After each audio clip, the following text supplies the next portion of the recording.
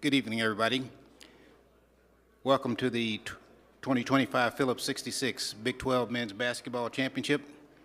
My name is Alfred White, and I will be your post-game press conference moderator throughout this week and this weekend. After each game, the winning team will be escorted to this room. We will have each team on the dais for up to 10 minutes each. We will ask each head coach to open each team session with general comments about the game. If you would like to ask a question, please raise your hand and let us deliver to you a wireless microphone. Please state your name, your affiliation, and designate who you would like to answer your question directly into the microphone, as ASAP Sports is transcribing this press conference remotely. Quotes and other media materials are available in the media Dropbox on big12sports.com. When entering and departing this interview room, we request that you use the rear entrance to this area. Locker rooms are open for up to 30 minutes once a team's cooling off period ends. The winning team has a 5-minute cooling off period, and the non-advancing team has 15 minutes. As a service for media covering the night games, if you would like a security escort to your vehicle in the parking garage, please notify the guest services staff at the entrance to the media workroom or the security guard at the media entrance on Oak Street. Baylor will be here shortly.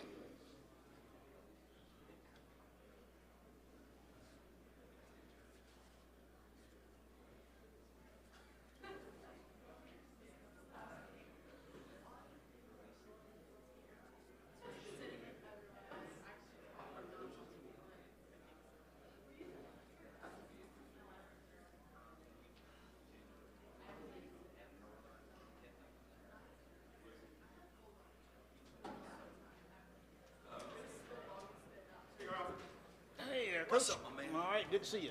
Congratulations. Thank you. Players with you, going to wait on them. Here they come. Great job.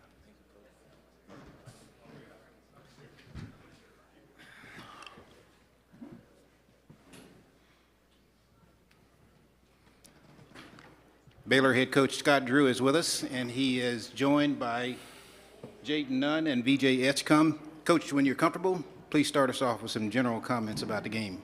Well, first and foremost, it's an honor and privilege to play in the Big 12 tournament, and it's a great experience for student athletes, great experience for institutions like Baylor.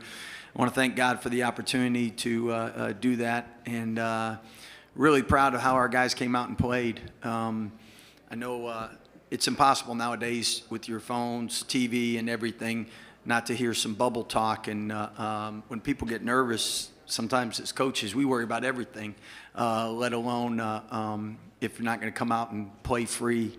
And I think guys really played fearless, played with a great amount of joy, and that was one of the better first halves we've had. And Jaden Nunn really got us off to a great start. And VJ, I'm going to try to talk him to coming back, but the reality is each and every day he gets better out there, and he might not make every shot, but just his leadership, awareness, and his care for his teammates is priceless.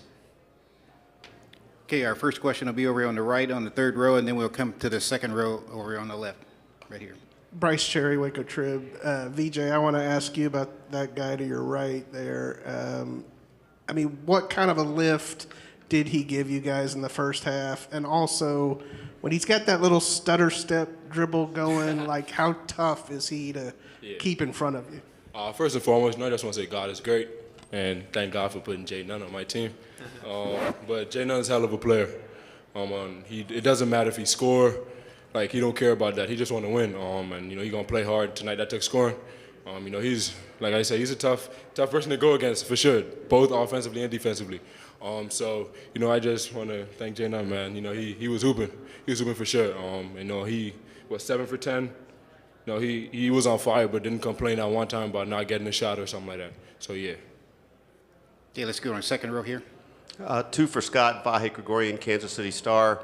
I wonder what compelled you to call that timeout a minute 29 into the game. It was a pretty fast hook. And then I have a follow-up, please. Yeah.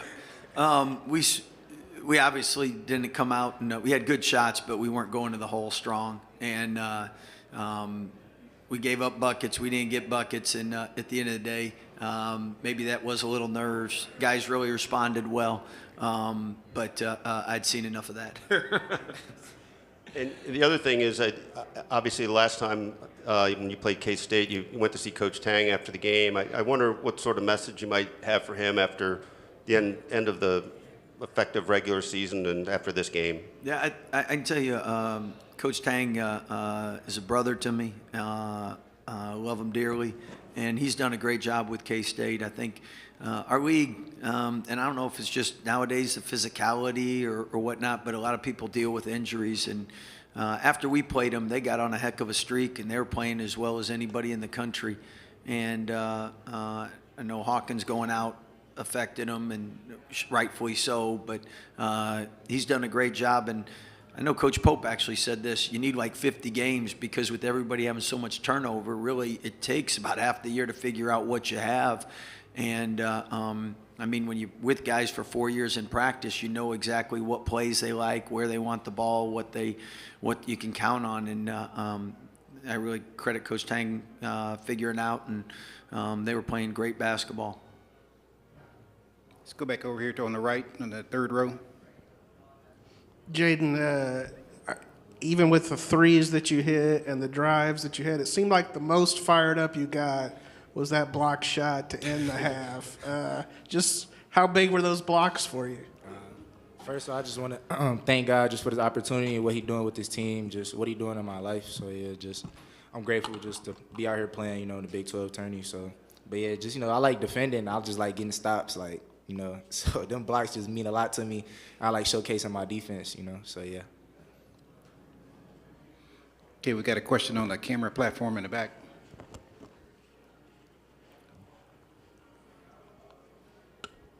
Roy Ogletree, KWTX. Coach, what differentiates, if at all, the Big 12 tournament versus other tournaments across the nation that are going on right now? I think just the attention and attention to detail. Obviously, you got some great crowd support, especially K-State, Kansas, Iowa State, and then everybody else does their part. And the city does an amazing job putting it on. And it's special to be a part of. Sometimes turn on these conference tournaments and venues are empty and just doesn't feel like March Madness.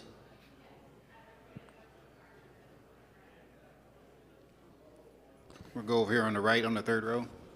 VJ, your alley-oop on the inbounds from Jeremy.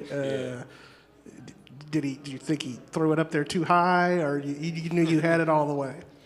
That's a great pass by Jeremy. Credit the guy on my left. For that. That's just credit to my guy on my left. He seen it. He seen what they were in, and we executed from there. So yeah. It's really, really hard coaching when you can just throw it to 12 feet and know that he's got it, Any other questions? Thank you, guys. All right, Thank thanks. you. a lot. Appreciate you. Thank you. Good luck tomorrow, Coach. Get that out of here. All right, you bet. Thank you. Thank you. You bet. Thank you. You bet.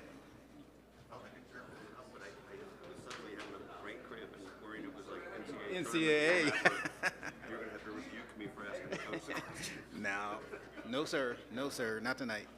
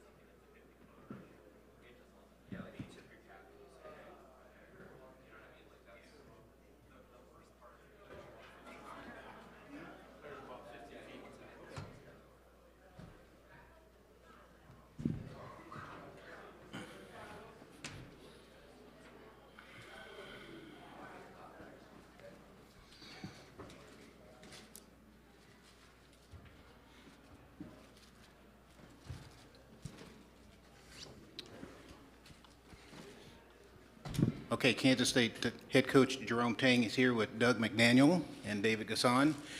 Coach, can you get us started with some general comments about the game? I got you. First of all, I just want to thank my Lord and Savior Jesus Christ for the blessing of being able to lead this program and live life with these young men. Man, I just wanted to be able to spend one more day with them, man. That was my whole goal. Can we just go one more day? And it's never easy when the season ends. Either way, I think I've only been really happy at the end of one season, and because you never wanted to end, not because of the outcome, it's because of the end of the relationships, and because the team's never the same the next year. And so, man, just super thankful for the time I've got to spend with all these guys. And, Baylor played better than we did tonight, and they deserve all the credit.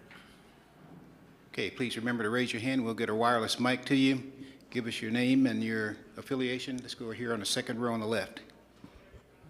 Coach Vahe Gregorian, Kansas City Star. What did you try to get across to the team afterwards? I know it's an emotional time. That I love them. It's been a joy to coach them and to have them call me coach.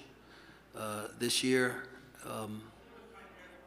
we've learned that one of the definitions for coach is a vehicle that takes people from one place to the next safely. And my job this year was to get them from where they were at to where they wanted to go safely. And it's a journey. I don't know that we got there fully, but for the rest of my life and theirs, they can call me coach, and I can be someone that helps them get there. So, I just want them to know they're loved. It's here on the right, Coach. Coach Kevin Fielder from EMA Online. I know we've talked about finding a little bit more consistency on offense and having guys score a little bit more consistently. What can you do to sort of prioritize that? Yeah. You think I really want to talk about that right now? I mean, I know it might be important to you, but it's not important to me right now.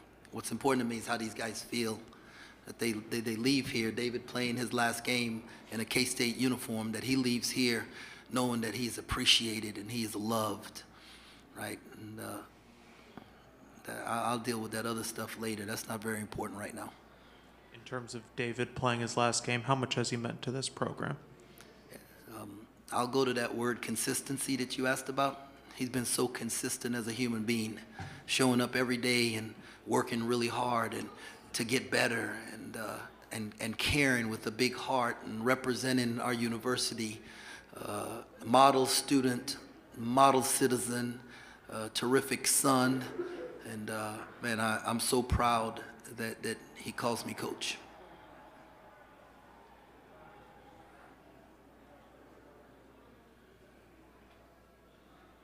Other questions for the Wildcats? Yeah, we got one on the camera deck, Coach.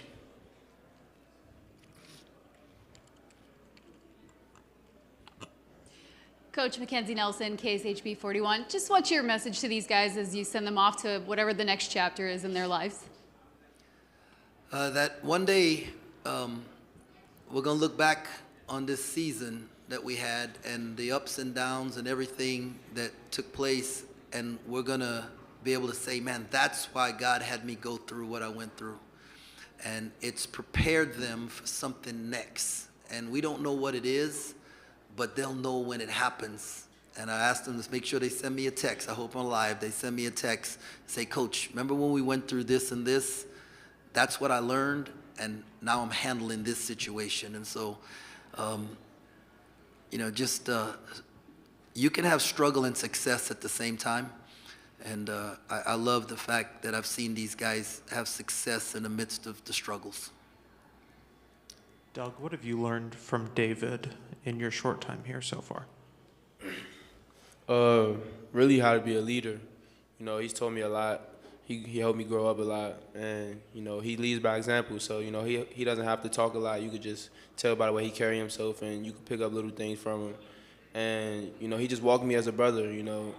We bond a lot off the court, So it's a joy playing with him, and I'm gonna miss him. But it's not the end for us for sure. Coach, for some of the guys who can return next year, what do you hope they learn from guys like David and Coleman who have sort of led the program this year? Well, Dave's an example of a young man who stayed in the same program for 3 years and went from a role player to a star and an all-conference guy, and that if you trust the process and you stick with it and you committed, that it can happen. Okay, any other questions?